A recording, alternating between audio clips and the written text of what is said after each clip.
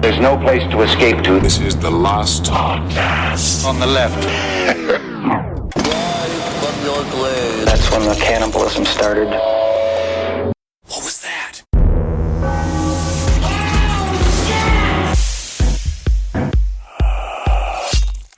Man, just reading all this fucking hullabaloo.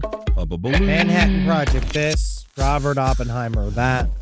You know, I kept thinking, like, if this was the Queen's project, that'd be nice. What do you mean? Because they would just be trying What's to make the Queen's project? you mean like ultimate non-greasy Zeppeli. You want the idea of like a Zeppeli that has the powder chug on it, sure, but it doesn't always go up into your beard or your mouth. Wait, and you talking about the British royalty, the Queen? Nah, No, he's no. talking about like Lafrac City. No, my town. Yeah, You're about Queens. Yeah, Lafrac. Woodhaven. Yeah, Lafrac. Yeah, I'm talking about Ozone Oh, I Park. see what you're saying. So this is a pun. I am just saying, no, I don't know if it's a pun. I It actually is don't know. the Manhattan Project, but you want to call it the Queen's Project, and then you're going to talk about how Queens people are fat. I think we're Italian American. And then Haitian American. I mean, it's a real melting pot. Yeah. Yeah. But it's just the idea of going to a Zeppelin. Well, you know, it's the a very- idea of getting it's have you ever had a Zeppeli? A good Zeppeli? Never. Yeah, of course. You have, Marcus. You You've definitely never have. had a Is it Zeppeli. like have. is Yes, it you a have. funnel cake? Is it just a funnel cake by a different name? No, it's a Zeppeli. I'm sure you've had it. You No. got a sweet tooth. Have you ever had sausages and peppers for like a proper stand? Yeah. Yeah. Have you ever been to like a San Gennaro's? Did you ever go remember Are the you San hungry? Gennaro's festival? I'm starving. What's happening? I'm Yeah, I starving. remember San Gennaro's Festival. I've been. Yeah. Yeah, Queens, Let's we used hop to right do into that. Every fucking week, we used to go. We used to have a bouncy castle for all the fat men to go stare and watch the kids. They'd smoke cigars and then be like, don't break your fucking leg. And that's all they Right. do. That was the... Wrap it up. you What is want it? to wrap it up? Manhattan Project. It's the Queen's Project. Welcome to the last podcast on the left, everyone. Ben hanging out with Marcus I'm and sitting and here. All I do is read. All I do is read. Hungry Henry. I'm starving. That's all right. Not a problem. Okay, we are on to part 4 of the Manhattan Project. Don't worry. This one's just as long as the last three. And if it was the Queen's Project, I mean, yeah. It was. I right. just was. I just thought you were talking about the Queen. I just All right, needed here to we go. center my thoughts on a single bit. Here we go. We've got it. So when we last left the Manhattan Project, the espionage wing had successfully captured every member of the German team that had failed to produce an atomic bomb for the Nazis. The Pokemensch. Oh, These men were the infamous Uranium Club, and American forces had been successful in keeping them all out of Soviet hands. Good work, boy. nice job. But when it comes to the science wing of the Manhattan Project, the main show, we've got to turn the hands on our World War II clock back about 6 months before the official defeat of the Nazis. You're talking Okay. about a clock that reflects years instead of the daily time, though. Well, So you months. mean more like, I do think a calendar. It's A like, we'll set the calendar. calendar Set- pages getting back. the I want to make sure I'm sandbagging the show this week Yeah, to make good. sure we really Yeah. get to the center of our analogies. Turn the pages back on the calendar Well, now- 6 months. You'll really understand how difficult it is to sandbag a whole show. Well, we don't only have to turn back the calendar, we got to leave Europe altogether. Okay. And refocus our series on Los Alamos in New Mexico, where the bomb was being built, and the Pacific theater of World War II, where the path for the bomb was being paved, so to speak. Now, if you'll remember, the Manhattan Project had 2 sites producing fuel for 2 different types of atomic bombs, because General Leslie Groves had gone with a scattershot approach to make sure we hit our target of developing a bomb before the Nazis did. Or maybe it was because he knew, according to some sources I have collected, that he knew Yeah. that the trigger bomb would never work and they had to find a new way to fake a bomb and work all the way up to a fake testing site in order to Right. fake the bombings at Hiroshima and Nagasaki, because it's so much easier to fake a giant international incident of war that changes the face of the planet Right. and the history than to just do it. Big if true. Big if I true. read a book that I'm deeply triggered by. Yeah, sounds like it. Well, out of the site at Oak Ridge in Tennessee, you had uranium. The stuff enriched there had taken a long road from the uranium mines of the Belgian Congo to Nazi Germany. And was it like a road trip? Was it fun? Yeah, it was a road trip, a dog licked some peanut butter off of somebody's genitals on the way. It was really fun. What kind of road trips have you been on? My goodness gracious. I was thinking more a skinny guy had sex with a larger lady and everyone I remember like they won't be together. That's an odd couple. They'd never choose. But That's sometimes they strange. do. Yeah, sometimes they do. Well, this is the uranium that Boris Pash had stolen from the Soviets immediately after Germany's surrender. And that uranium would be used in the Little Boy bomb dropped on Hiroshima. It's kind of crazy that I'm both little boy and fat man. Isn't that nice? That's why you're an actor. Yes. Yeah, and I'm the Thin Man. Which is the prototype bomb. What's Ben? Oh, I'm he's just the plane. yes, easy. Ben 29. Ben, a.k.a. Enola Gay. That's you. Nola Gay. That was the name of the plane. All right. Only during Mardi Gras. Well, Hanford site in Washington State, though, that was producing plutonium. Straight up American stuff that would be used in a bomb called Fat Man that would annihilate the city of Nagasaki. Man, making of the atomic bomb, I forgot just how fucking huge the Hanford site was and what they did. They built it's like it's the size of it inside, like in the Empire State Building, but it's on its side, and it's a uranium / plutonium enriching factory. It's insane. I have no problem with what the bomb did, killing all those people. Okay, but let's get correct here. It's a person of weight, a person pre-gout, a person who has diabetes. Well, the stuff from Hanford site, that would also be the stuff used in the very first nuclear explosion in history, the Trinity test. Now, by March of 1944, both sites had produced enough nuclear material for 3 bombs, 2 to drop and 1 to test. Which is one to lick. That's my bomb. The scientists at Los Alamos had also produced 2 mechanisms for detonating the different materials, the gun method and the implosion method, both of which are far too complicated for us to explain. Here, I'll try. Okay. The gun method's all about slapping shit together. Okay. It's slapping, like, I sometimes I'll have one piece of roast beef, and I'm like, that's not enough. Yeah. And I put another slice on there, right? Because I like to just eat a free hand. Yeah, of course. I don't spend time making sandwiches. Sure, absolutely. Technically, that's what bodybuilders do. That look at me. All I'm doing is building my body. Absolutely. And that's how you do. You slap them together, right? You shoot one bead of uranium at another one, and it makes a boom boom, right? Okay. And the other one is a circle of explosions around a piece of whatever it is, the built up plutonium, whatever it is, and Uranium. In order to. Uranium. Oh, man, we shouldn't be complex. I shouldn't be trying to do this. No, you got it. But it explodes. 3 sentences or It so. explodes in a Around. circle in a perfect dodecahedron, Right. which is also the symbolic actual entity of the 3D version of the universe, which is why when J. Robert Oppenheimer blew up the second bomb that used the implosion technique, that's what ripped open the fucking veil that allowed the aliens to come through and look at us. All right. Because it was a symbolic gesture. So Alistair Crowley gets in there as well. Okay, well, I very see. powerful. Well, you are correct in that it was a plutonium bomb now that I'm thinking about it. The implosion method was the plutonium method. However, go. the second bomb dropped was a uranium bomb that was used with the trigger method. So therefore, your argument is null and void, sir. Isn't that exciting? trying to understand the You're doing great. It's kind of like a species reveal for the aliens as well. But the explosions Isn't that around the nice? bomb create it squishes the material, then it blows up. Yeah. Okay. Yeah. Like that. Perfect. Nailed it.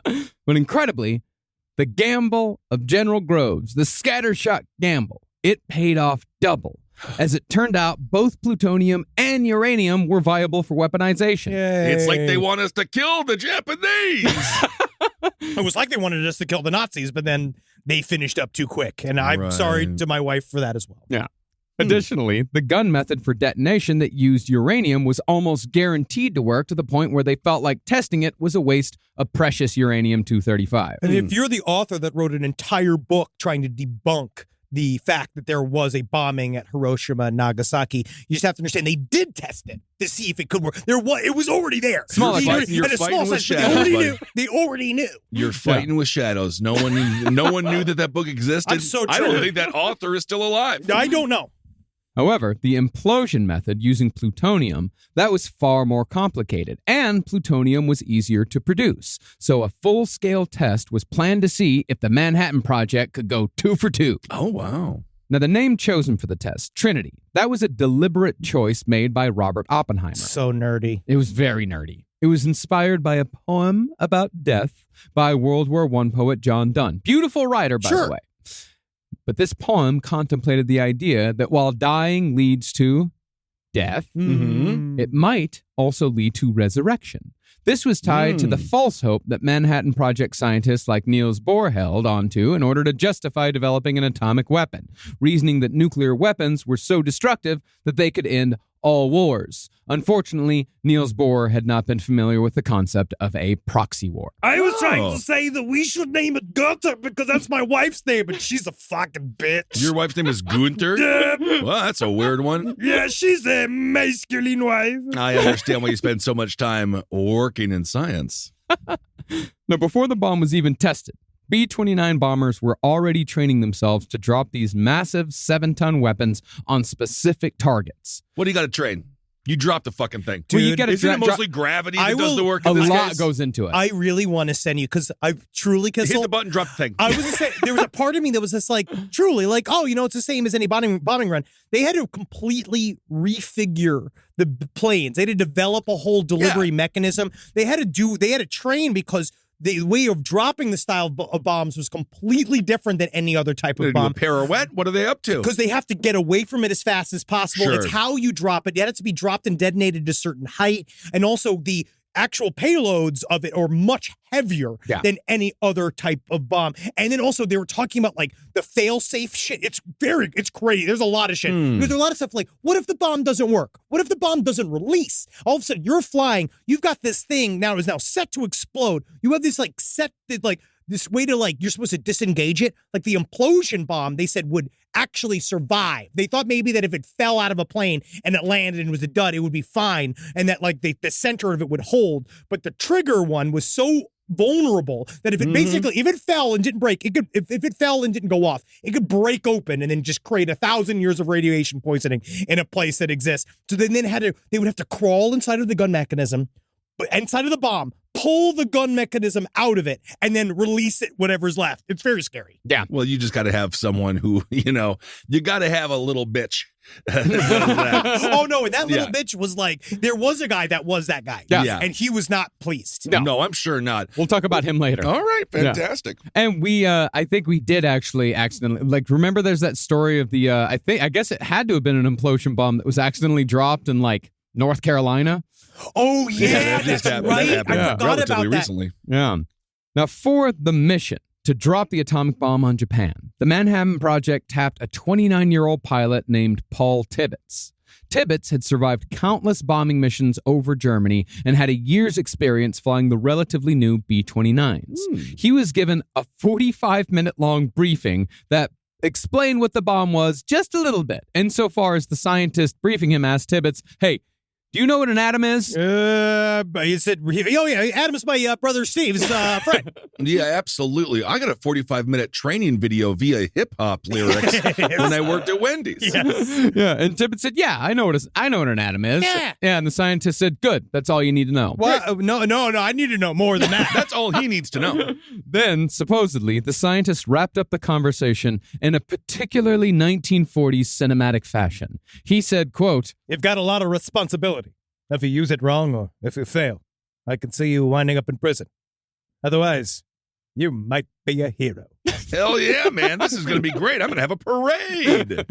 And so, starting in December of 1944, Tibbets began flying missions over Japan in B-29s loaded with so-called pumpkin bombs that were roughly the same size and weight of an atomic bomb. Much like the Fat Man bomb, each pumpkin bomb was about 10 feet long, 5 feet in circumference, and it weighed about 5 tons. It's a hell of a pumpkin. I definitely would get super nervous as I'm sitting in the rolling hills of Japan, watching them drop these giant, like, obviously fake bombs, right? Like, these fake bombs are landing, and you're like, oh, that looks like a pretty big bomb. And it's like, oh, they're practicing?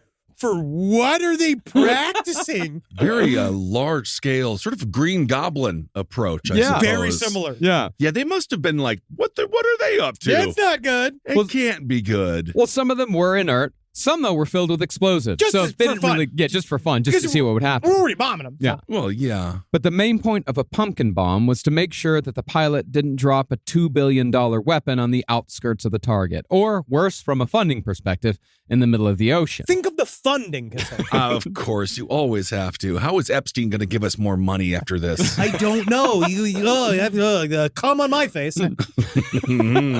As such, 49 training missions were flown with a variety of B-29s, all with colorful names that were sometimes a bit too conspicuous. Yeah. You had Strange Cargo.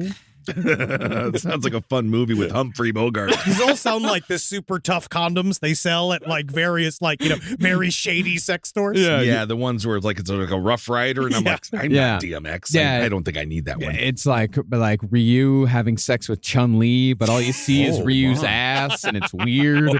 Hello. Another plane, top secret. Oh, what's in that? Yeah. That is ridiculous. Don't ask, don't tell. Fantastic 80s spoof spy movie, though. Yeah, you had one called Big Stink. That is just an insult. Yeah. It's an insult to everyone on that fucking plane. One called The Great Artiste. All right. Okay. Yeah. It's interesting. You had Necessary Evil. Okay, now we're getting on the fucking nose. Yeah, all right. Exactly. What is this, a football movie? And most conspicuously, Up and Atom. That's the I'm gonna dumbest. shoot you. They know it's coming. If you kill me, but if you do deliver a pun before you shoot me in the fucking head, I'm gonna be so pissed. Oh, yeah. But one of the problems with dropping a big, horribly expensive bomb on Japan was that there was still one island with a very active Japanese airstrip between the American airbase of Saipan and the Japanese mainland. I thought you were going to say one problem might be the death of all the innocent people, but no, okay. Funding. So think of the Interesting. funding. Think of the Think of the funding. Think funding. of the practicalities. I do think that we can all, that is the Pentagon. Every meeting. Think of the funding. Oh, it's every meeting, yeah. Well, that island, where the airstrip was located, that became the site of the deadliest day in Marine Corps history. It became a byword for victory at high cost, perseverance whilst wading through the blood of your comrades, and most of all, the savagery of warfare. War is hell. Are we getting into the sloughing now? No, soon. Slaughering? You wait, soon. Okay. That island was none other than Iwo Jima. That's the only way you could say it, too. I found that. I've tried to say Iwo Jima. You know what was? in any other way, but I can't. It's History Channel voices in there. I can't get rid of it because, again, if you want to get if your grandpapa's still alive, he's about 90 at this point. Yeah. You want to get him going, just go 2 words. Iwo Jima. One thing that was staged was that goddamn picture that went viral even before the internet. Yeah. Of the flag. Now, that was actually a staged picture. Oh, Yeah. they all were. They had to because it was them winning, and then they would go and make an official winning thing. It wasn't winning. It was like on the 3rd day of battle. Like they just arrived. They did the Super Bowl shuffle. And if the Bears didn't win the Super Bowl, they would be laughing. Yeah. It's literally, Yeah. like it's pre-shooting all the stuff Yeah. for New Year's Eve. They really did. Although while it was staged, the Johnny Cash song, The Ballad of Ira Hayes, was very real. That was about one of the anything guys Johnny who is. did raise the flag on Iwo Jima. Oh, wow. Yeah, Ira Call Hayes. him drunken Ira Hayes. He won't answer anymore. He's a drunken know, something. all my buddies Something about that. Iwo Jima. Yeah, something about that. Yeah. Live from your grave. Now, Iwo Jima was a hideous place covered in relatively soft volcanic rock. Not to offend all the people in Iwo Jima. Of course not. Did a lot of people live there? Very few, Yeah. but some did. Pretty kind of farmland, I thought. But in strategic terms, Iwo Jima was incredibly important to the Pacific theater of the war because it was dead center between Tokyo and the island of Saipan, which we talked about at the end of episode 2. Saipan, all the Marianas Islands, were the largest airport in the world existed at this time. Saipan was the one where all the people jumped off the cliffs when we were coming because they thought we were gonna go whole hog. Yeah. And then that was where we would launch the Enola Gay from. Yeah, and Tinian was the cute one that was shaped like the island of Manhattan, and they named all the streets after streets in New York City. That's real fun. It's really fun. That is fun. Iwo Jima therefore became an essential location to take if American forces wanted to stop Japanese air attacks, not to mention the fact that Iwo Jima was a perfect base for damaged bombers and rescue missions. Now, while the Manhattan Project was not the sole reason for the Battle of Iwo Jima, the battle was certainly essential to the Manhattan Project's success. And since it is a fascinating and brutal struggle, let's get into what the Marine Corps and the Japanese Imperial Army both went through during that long month in the winter of 1945. We're really in Marcus's history happy place here. This is good. I would use super glue on the tarmac. I'd glue all their planes down. Jello. I actually think You're Jello, going sticky, well, you're going, I'm going slippery. but isn't that that's gonna cancel each other out? Now they're just able to fly again. I don't know. Now, the Japanese general in charge of defending Iwo Jima, Tadamichi Kurabayashi, he came from a long line of men who had all served the emperor. But where Kurabayashi was a general, the 4 generations before him, and this tells you where Japan was in their history, the 4 generations before him had been fucking samurai. Yeah, man. Also, every time, Marcus, you say his name, you look up like you want an applause break. But I will say that just millions of people say that name every day. Oh, yeah. And you're still making someone extremely mad. No matter what. Tadamichi Kurabayashi. Kurabayashi. Killian. Interestingly, though, Kurabayashi had studied in the United States at Harvard as a military attaché in his youth. A lot of guys studied in America. When he wasn't at Harvard, though, Kurabayashi road-tripped across the country and took a special interest in Detroit. As a military man, Kurabayashi immediately saw that the industrial mechanisms of America could be turned into a massive, unstoppable war machine with, in his words, the push of a button. Yeah, I don't want my weapons made at a Ford plant, fix or repair daily. The Ford plants that was many of our war machines. Yeah, fix or repair daily. But he paid attention Not to those because Henry ones. Ford didn't love the Nazis, though. That's the thing, is that he loved. Yeah, he did. Well, in this, Kurabayashi was absolutely correct. And when he learned that his people planned to attack Pearl Harbor, he privately told his family that America was the last country in the world that Japan should fight. And all it took was one trip to Motown. That's all he had to do. He go down there because you know what he should have brought back was a goddamn trumpet. He should have saw Motown and been like, Seriously. damn it. You know what we need? You know what Japan needs? I don't know. Some soul. I'm not sure if Motown was really swinging yet out there. I in think so. Detroit. In the 20s? No, it was more of Motown a was 50s, Motown was 60s was the things. 60s. Isn't that when scat was invented? Not the shit. That shit in the guy's mouth. buddy. What Kim Cattrall invented. Uh-huh. Kim Cattrall. You ever see the video of Kim Cattrall Another scatting? reference to No. Kim Cattrall. I'll send you that video. Very interesting. But I was thinking the deep dish pizza, and I'm not sure if that was invented yet. No, that's Anyway. Chicago. They have Detroit style that's pizza. the Detroit style is also deep dish. But we're gonna move on. Yeah. What this fried bottom sesame? It's got a fucking We're gonna move on. cornmeal bottom. Push it, moving on. What this tells us is that some of the Japanese generals knew even before December 7th, 1941, that a war against America was unwinnable. And as it turned out, Kurabayashi would be forced to lead the defense against American invasion in one of the last major land battles of World War II. Wow. Now, General Kurabayashi knew that while his men could hold Iwo Jima for a time at enormous cost to the Marines, defeat both at Iwo Jima and in the war at large was inevitable. Therefore, the last thing he wrote to his wife Yoshi before he left was, "Do not plan for my return." There we go. Oh, wow. That and then, pussy's out the cave. Yep, and then she just, Don't worry, man. She was already cheating. yeah, she had a big cherry with her tongue and moved on. But even with impossible odds, Kurabayashi was determined to make the United States pay heavily for every inch of Iwo Jima, and pay heavily we did. First, Kurabayashi emptied the island of civilians and brought in enslaved Korean laborers to turn most of the island itself into an elaborate death trap. Wait till you see what I do with my home when I'm selling it. I'm excited. Over the course of 9 months, the enslaved Koreans had built a massive system of intricate tunnels, some as deep as 75 feet below ground, and all of them were wired with electricity. Hey, Larry, what do you think happens if I step right over here? Oh! They also built, Goddamn Iwo Jima. War is hell. they also built caves, pillboxes, command posts, gun emplacements, and all of it was dug directly into the island's soft volcanic rock. It's interesting. Oh, yeah. Yeah, it's incredible. I mean, it also just shows you, because we were spending billions and billions of dollars, and like, we got a shovel, a couple of pieces of feces, Yeah, it's just some like we were hammers doing and it. nails, and we're going to do pretty good. They did it all with hand tools. Yeah, it's amazing. God damn. Also, but they were also doing it with enslaved people. Yeah. Well, You of slaves. course. You slaves, Where's so you the- gotta go to the- Yeah, that's we got that on tends, the Pentagon. Yeah, that's the thing is that using the enslaved people, that tends to cut down on a lot of the costs. I and mean, a lot yes. of the time and all that. It does. Obviously. It really does. Yeah. You'd be surprised. But- Ask Tom Cruise. Like, you could He really, knows. really. It was crazy how Yeah. fast he got Mission Impossible 9 going Yeah. during COVID. Brings the overhead way down. But I think if you're in war too, the civilians are probably fighting for free also. Yeah. You know. Well, and the civilians in this case were taken out completely they because at this dipped out. time, Korea was a Japanese quote unquote colony. Mm. And so a lot of them were working against their will for the Japanese. And this is still a united Korea.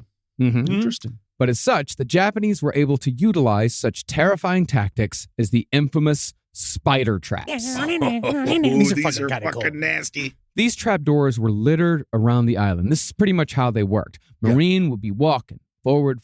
He'd be there with all of his buddies. And I wonder if Jane will ever write back.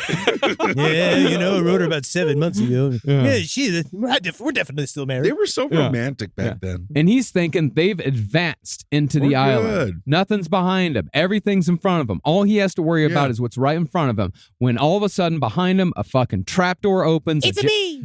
A Japanese sniper pops up and just starts picking off Marines. Oh, my and then by God. the time they figure out what's going on, that sniper is gone and just fucking running down the tunnel to the It's next crazy. position. Now, as General Kurabayashi put it in a document issued to his troops, each man would make it his duty to kill 10 of the enemy before dying.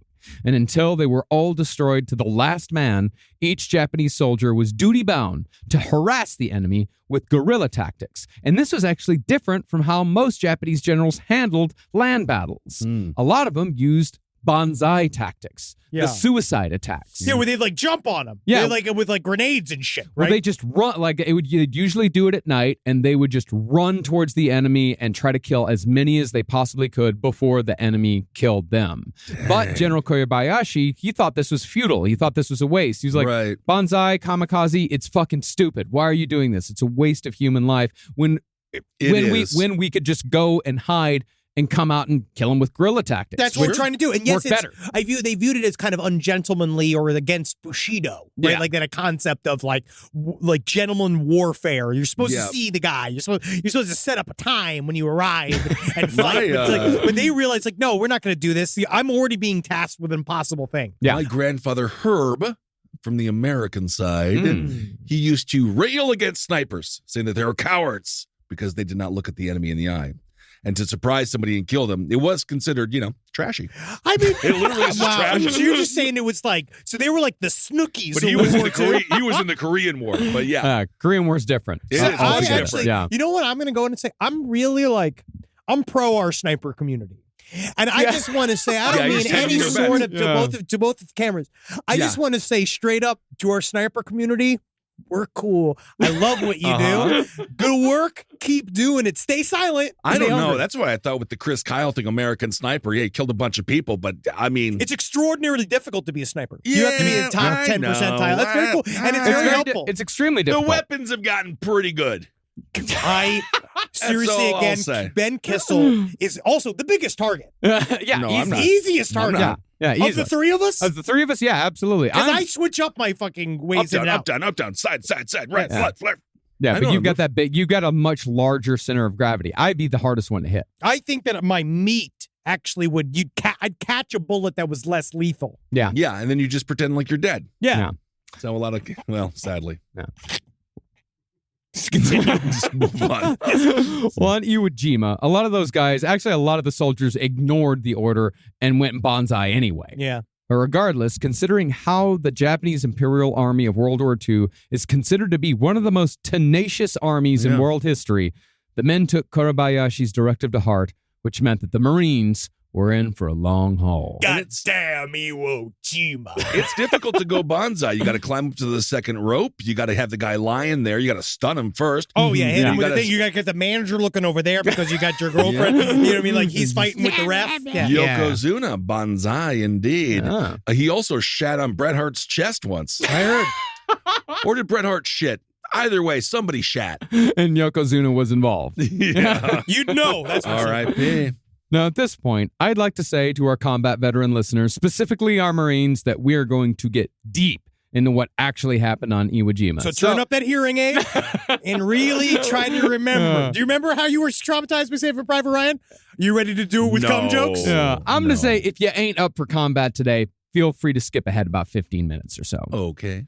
So at 9 a.m. on February 19th, 1945. We need some American music. We need to come in like with that silent, like, like whatever that, early morning, they do in the Pacific Yeah. in the show. Yeah. We had a tap slightly playing. And I'm mighty proud of that ragged old So maybe I can give this first paragraph a little bit of a different Some voice. gravitas. At 9 a.m. on February 19th, 1945, 2 divisions of Marines arrived at the beaches of Iwo Jima to no resistance. In less than an hour, 9,000 men were ashore, awash in what they all described as an eerie silence. Iwo Jima. Wow. Now, the Marines had been told that they were going to land on a beautiful beach, no resistance. But what they found instead was a 15-foot-high slope of soft volcanic ash that slowed them down considerably. Yeah. Yeah, What the because they do march. Well, what the Japanese had done is when they dug out those tunnels, what they had dug out, they had thrown on the beaches, and that gummed up the works entirely. Now, this is a big problem because the plan was for the Marines to land on a clear beach in waves, and each group was supposed to be much further inland when the next group arrived. But because of the ash, the Marines were slowed down considerably, and they got bunched up on the beach. I mean, they really should have sent the memo out to the Japanese telling them we're coming. Could you please not do that? Hey, It would make let's it think more about this. difficult for us. Tidy Always it send up. a text. Always.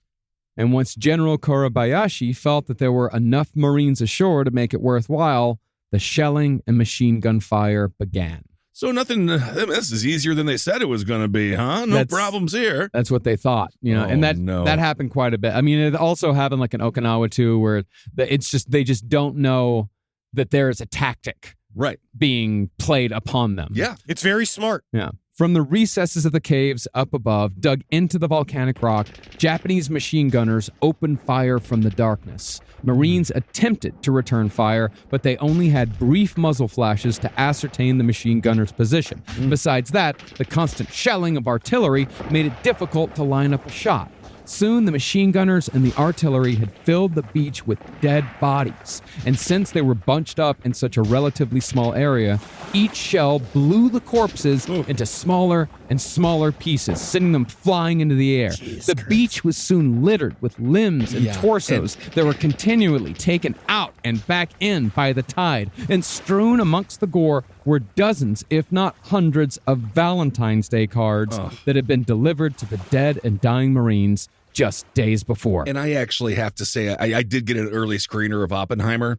And when they played It's Raining Men over this scene, I thought that I thought could that not was so believe rude. the distaste. I thought it was so the rude. distaste that they would show. You're trying to bring some levity to this? This serious? You're going to bring levity to this? But honestly, I do appreciate it because then it segued to It's Raining Men. It was a different It got version. very- It was a rendition. The yeah, rendition it got was much acoustic, nicer. yeah. Yeah. It was. Wow. Wow, what a bold Disgusting. decision. Rude.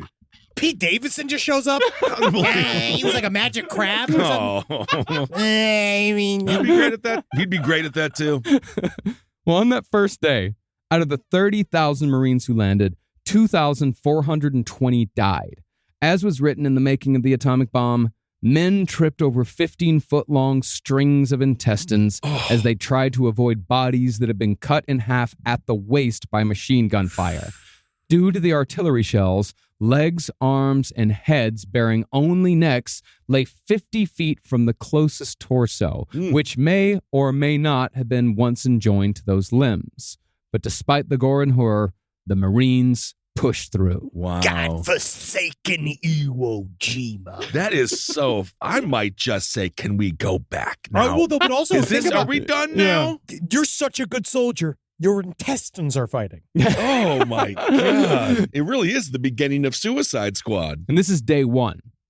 Behind those 30,000 Marines who'd stormed the beach at Iwo Jima, a further 40,000 joined them in the following days for a brutal battle that would last well over a month. making it the bloodiest battle in Marine Corps history. Wow. On the second day of battle, one soldier remembered seeing a fellow Marine receive a direct hit to the face from a Japanese shell. It blew away his jaw, exposing his teeth while also blowing open his skull. Lying atop the Marine's right ear was a ball of gray matter that used to be his brains, but incredibly, he was still alive. All the Marine could do was make a motion with his right hand, asking one of his corpsmen to finish the job. And quite swiftly, one of his fellow Marines obliged the request. And I tell you what, when I saw that, there was a lot, but now I'm fine. You're fine? I'm absolutely fine. Yeah, one that's thing I good. have really learned from that, truly, honestly, one of the biggest things I learned from Iwo Jima. Wear sunscreen. Yeah, you're going to want some sunscreen there. If you could apply it to your brain somehow. God, just the that idea of might the guy work just too. going, But you know what? Don't worry about it. In 20 years, we're going to have the microwave. You're going to love the microwave. Actually, I think the microwave's only about like 10 years at this point, yeah. Listen, 40, 50 years from now, you might get to see Scarlett Johansson naked and under the skin. Just you go. remember Another that. reference. No, yes. by 1955, you're going to be screaming all night long and keeping your wife awake, and she's going to be terrified of you. Your children are going to be terrified of you. But guess what? Your wife is not going to have to worry about slaving over a hot oven all day long because she's going to have a brand new invention called the microwave. Microwave. Also, popcorn that works on the stove. Easy. Easy life. Jiffy Pop. Now, by the fifth day, the Marines had come upon a That actually was that young Marine's last name. Jiffy Pop. Alexander Jiffy. That's where it came from. That's all in honor of him. Yes. Now, by the fifth day, the Marines had come upon a plateau that was home to 4 defensive positions that came to be known respectively as Hill 282, Manami Village, the Amphitheater, and Turkey Knob. Turkey Knob. Okay. Who named that one? I'd imagine some good old boy from the mountains of Tennessee. Nice Turkey Knob. He's looking for some smoked turkey. I miss it. Okay. These collective defenses made up the most impenetrable fortress on Iwo Jima, and it therefore came to be known as the Meat Grinder. I don't like that. If you could send me not into that part of war. However, the Japanese could only hold out for so long. Not only were the men on the island running out of supplies, but Japan itself had very little to give. The only resupply came when 3 Japanese planes tried parachuting medical supplies, food, and ammunition. All 3 were shot down, and only a small amount of relief fell within Japanese territory. This was the only attempt to resupply the Japanese during the Battle of Iwo Jima, because that's all they had. All right. The Marines, meanwhile, were not only one hell of a fighting force, but they were also blessed with, if you look at it in a relative sense, infinite supplies. Yeah, because we had built a whole chain of supplies up to this point. It's all right there. Yeah, when we've taken the Philippines, we're in it. Mm-hmm. We're there. And of course, that is owed to the incredible industrial power that General Kurabayashi had seen for himself decades earlier. He was seeing himself proven right. Therefore, the Marines slowly took Iwo Jima inch by inch. Yikes. Good Dan Carlin voice. Yeah, inch by inch. Now, when it came to the terrifying weapon... Yeah, what are we talking about here, guys? Hey, guys, warning. what are we talking about? Iwo Jima. Wow. Now, when it came to the terrifying weapons of World War II, the one that soldiers, and especially the Japanese, tended to fear most was the flamethrower. Yeah. That makes sense. That checks out. Yeah. That's definitely top 3. Now, when one thinks of a flamethrower... Have you seen the Dick Ripper? Yikes. Yeah. Now, when one thinks of the flamethrower, you usually have an image of a guy with a big tank on his back standing 10 feet from another soldier, letting loose a stream of drippy flame that immediately engulfs the target. Oh, you don't want to cast me? Yeah. Oh, you want to cast me? Yeah. Yeah, I think about it all the time. Of course, of course. Yeah, of course. And indeed, some men did die like this. A flamethrower jet burns at over 2,000 degrees Fahrenheit, just a hair hotter than the temperature inside a crematory. Ooh. While death does come relatively quick, it is preceded by instant agony and terror as the thickened fuel clings to the skin and clothes, making stop, drop, and roll a non-starter. I Yeah. mean, yeah, you're so fucking dead. Yeah. At that And a lot of point. times it doesn't happen with easy access to a pool. Oh, that's yeah, unfortunate. it's never really like an Airbnb. You never like hit with one like at a Vegas like resort. Yeah. Yeah, I feel like even if pool, it would, because it sticks to you. Think of it as a flame coat. It's a flame coat. Yeah, a whole bodysuit. Yeah, think of that. Oh man, that's horrible. But when it came to field battle, flamethrowers weren't always great weapons, as many flamethrower operators learned on D-Day. Oh yeah, I it's like learned they're from carrying a pack of yeah, gasoline. I learned it from my last playthrough of Wolfenstein. Yeah. You just shoot it and it explodes. It's awesome. Yeah. yes. A single bullet to a flamethrower tank usually caused the operator to explode in a ball of napalm and flame. And you get to go Great stuntman work. Yeah. That's what these wars have provided for the past almost 100 years of cinema. Wonderful work for stuntmen. Well, therefore, flamethrowers were mostly used in battles like Iwo Jima to clear out caves and bunkers. They weren't front-line guys. Makes sense. During a push at the meat grinder, for example, the entrance to a cave was first saturated with fuel, then the flamethrower was brought in to flush them out. Those who didn't asphyxiate in the cave when they tried running further in to escape the flames, those guys were set on fire, and they ran out of the cave as burning torches. According to the Marines, the flamethrowers were the only weapons that the Japanese truly feared, but the flames were only half the point.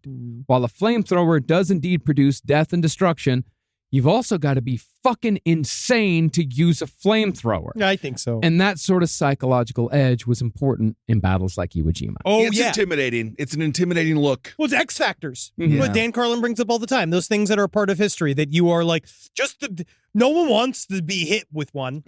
You know, I don't want to be hit with one. And as soon as the flamethrowers get broken out, everyone's like, oh man. Oh shit. We already called this place the meat grinder, which I thought was fairly unpleasant enough. And I It thought is it would unpleasant. discourage people coming here. Mhm, But right. apparently the flamethrowers are really going to make this sort of a hot meat grinder. I guess, yeah. It would. I mean, I suppose the meat grinder does make you think that there's some weapon that just grinds up human bones as you approach people, but I don't think that's really practical. It took them a week to take the meat grinder, and they called it the meat grinder just because it was waves after. They couldn't everyone's figure it out. dying in there. Like Yeah, everyone also- was just they just couldn't figure out how to fucking. They knew they could figure it out eventually, but it took a lot of lives. And in honor of Pride, of course, make sure to go for 2-for-1s between 4 to 7 at Meat Grinder, MEET Grinder, right here in beautiful Burbank, California.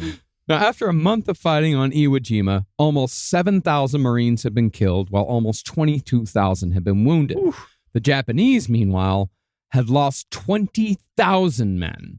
Only 216 were taken prisoner. Wow. And out of those 216, most were only captured because they'd been knocked unconscious and had just been found lying on the ground. That's what I would do. Oh, yeah, I'd be asleep. I'd just take a bonk to the head. Yeah, I mean, I would through it. just, you don't want me to be in any, you don't want me to have military secrets. I'm going to fold. Yeah. I'm going to go right to Oh, the yeah. other team. Same I'm here. just Well, going and to these go people run. didn't even have any secrets. They were slaves, so they were just told to run out there, No, probably, these right? are these are Japanese soldiers that I'm talking Oh, these about. are soldiers yeah, now? yeah. No. That's the thing. You didn't Okay. put the laborers in battle. No, they okay. were all highly Yeah, trained. these are extraordinarily well-trained, vicious soldiers. Mm. Now, included in the dead was General Kurabayashi, who felt that it was his duty to die defending the island. It was thought that Kurabayashi was the only high-ranking Japanese general to die in the war while personally leading his men in battle.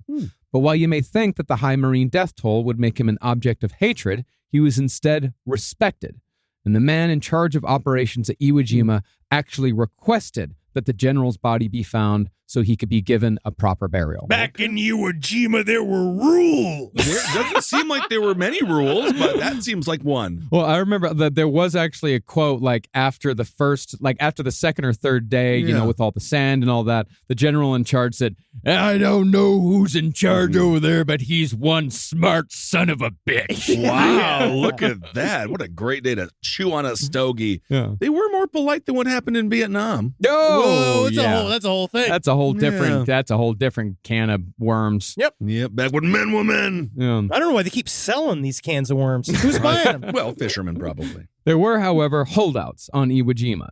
At least 3,000 Japanese soldiers waged a 3-month-long guerrilla campaign against the garrison force at Iwo Jima after the battle was won. And more incredible were the 2 machine gunners who held out until January of 1949. Yeah. Oh, wow. 3.5 years after the Japanese surrender. Well, those guys they hid, right? Where they were lost, and then they just kept thinking the war never ended. Well, they didn't know, so they erred on the side of the war ain't over. And then they killed Amelia Earhart.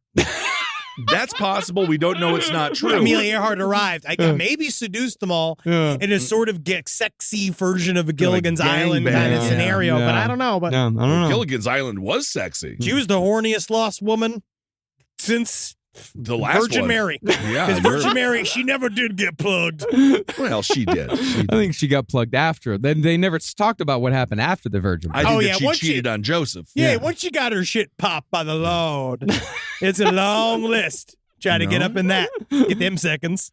Well, that's fun, though. That must have actually been a fun 3 years, thinking the war is still going on, but then there isn't a war. I think it might have been still get to stressful. do all the, latent homosexual acts with your buddies. Because it's different war. in war. It's different in war. You get to, it's lonely. Yeah. Raining men. Hallelujah, it's raining men. Can't believe they put that in that movie. Rise from your grave.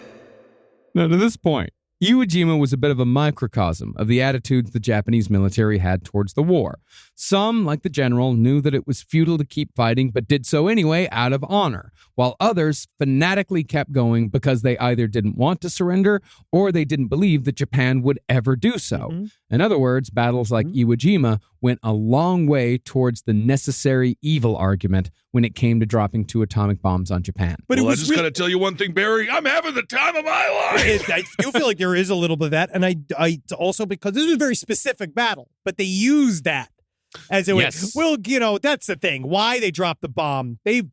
It's so hazy. It's so hazy. It's a long historical discussion. Yeah. But they would use these. They would cherry pick, and because they're bringing shit to the president to kind of pitch why we need to use the bomb. And this is like one of those ways they did it. They framed this. Number one, cool. It's cool. It's cool. It's big. Make a big noise. And make a big noise. Well, not just that, but, these battles are being shown in newsreels all across America all the time. Like after every single battle, the newsreels come back. Everyone goes to the movie theater. They see, and they're fucking brutal. These Yeah, newsreels, dude. they are absolutely You brutal. can see here, despite the percussive events of all these bombs, these body parts are written together. And can you see, yes, Colonel Stevens, can we give him a hand?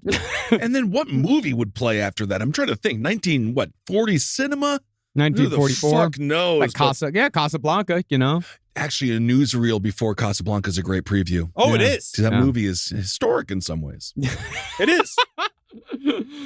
No.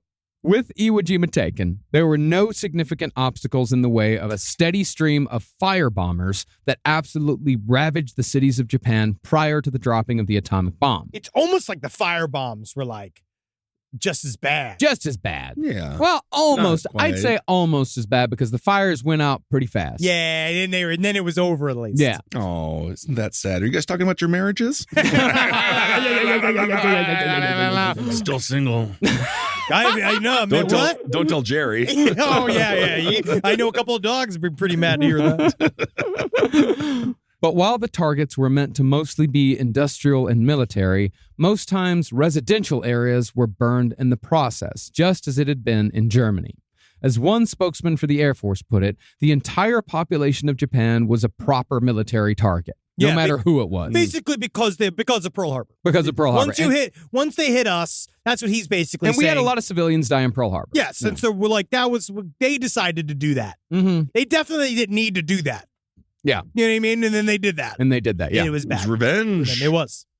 So, on March 10th, 1945, bombers dropped gel bombs ranging from 6 to 1,000 pounds on the residential district of Shidamachi in Tokyo, which was then home to 750,000 people. Shidamachi, that's a lot of bombs. That's a lot There of you bombs. go. You did it.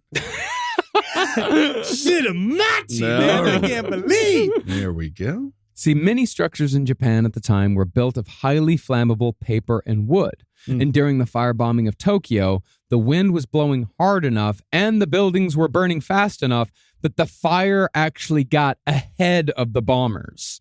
But they dropped firebombs on the fires anyway. They were just like, hold on, fire. This It was- fire is really aggressive. They really want to fight today. The description and making of the atomic bomb is harrowing. Yeah. About how it's a town of fuel.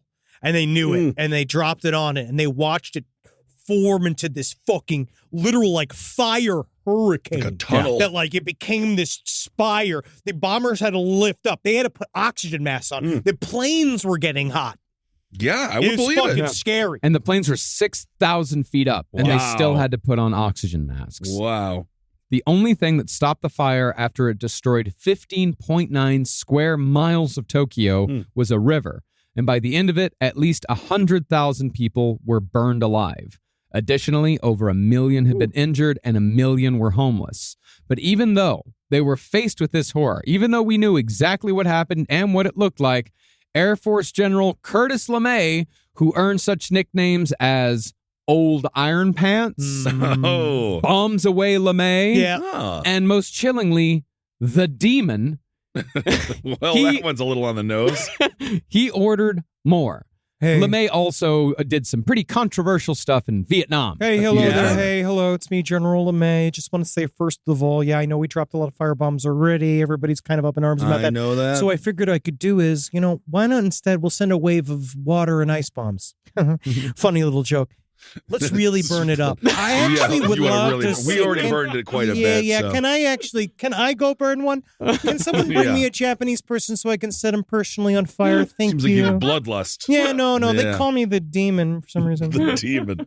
Well, over the next 6 days, the Air Force firebombed 4 more cities until they ran out of firebombs. And in all, they burned over 32 square miles of Japanese cities at the conservative estimated cost of 150,000 lives. That number, by the way, beats the lowest estimate of deaths attributed to the bombings of Hiroshima and Nagasaki by about 40,000. See? That means that See? technically, to the point of pure slaughter, firebombing was more effective and less expensive than an atomic bomb. Yay. Well, here you go. But in the end, we did with one. that's the thing. In the end, it's all about that big mushroom cloud. It You want really to see is. the mushroom cloud. And You do want to see it, don't you? Apparently, it was beautiful. We'll Yeah. get into that next episode. Mhm. Well, we've all seen it, haven't we? We've seen some.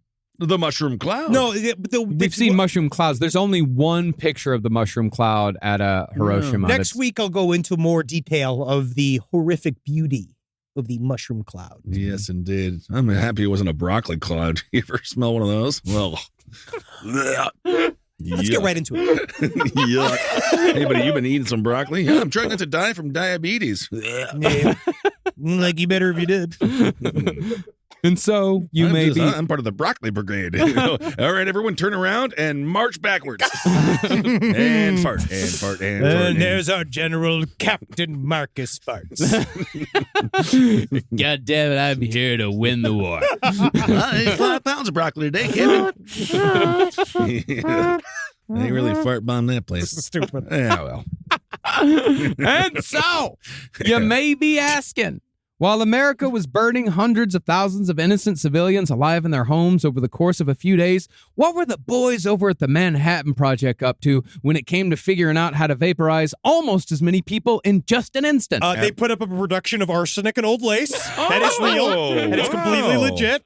They held protests. They were developing a little family. It felt like a camp atmosphere. They were all Nice. working out there. A whole generation of babies were born Mhm. there. And they That's were great. they were loose cannons. Technically, they were kind of having a lot of fun. They were. But it was very stressful. Yeah. The mushroom cloud babies. Well, by late 1944, Richard Feynman and Otto Frisch had conducted what they called the Dragon Experiment, which proved that a chain reaction could be used to create a massive explosion in a military capacity.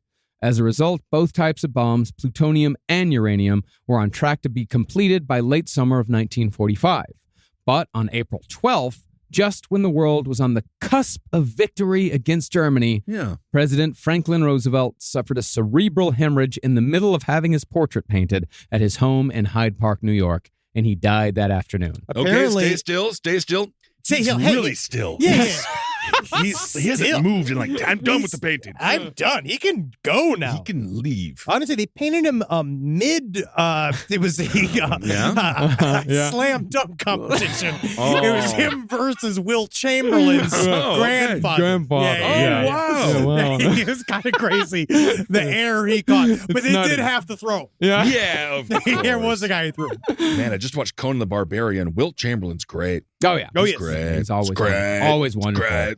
Replacing FDR was one of the most consequential figures of the 20th century when it came to setting the stage for the Cold War with the Soviet Union. And it could well be argued that had this man not been in charge, the dropping of the atomic bomb might have been handled differently. Fuck you, I know what I was doing. Yeah. I don't think even he wanted it. No, I don't. He's such a little bitch. No, he wanted it. He absolutely wanted it. Because everyone thought he was weak. And he's like, nah, man, so he Well, that not necessarily. was tiny. He was definitely a Cartman of presidents. Yes. Well, instead of FDR, the man who had the power to make the decision of if, when, and how the bomb would be dropped was FDR's vice president, Harry S. Truman. Now, Truman had not been FDR's vice president throughout his 13-year run in office, and Truman had in fact been placed on the ticket during FDR's fourth run specifically because it was seen as a near certainty that FDR would die in office that term. So if you were agreeing to be a vice president, you were agreeing to be president. You knew it was coming. Yeah. And isn't history repeating? It is. Isn't that nice? It is. Isn't that nice? See, FDR's previous running mate, Henry Wallace, he had made a lot of enemies on the more conservative side of the Democratic Party because he opposed racial segregation and had a more Bernie Sanders approach to the economy. But I mean, FDR was technically left wing, right? But he did kind of trying to appeal to a bunch of people. It's very complicated, obviously. It's past me.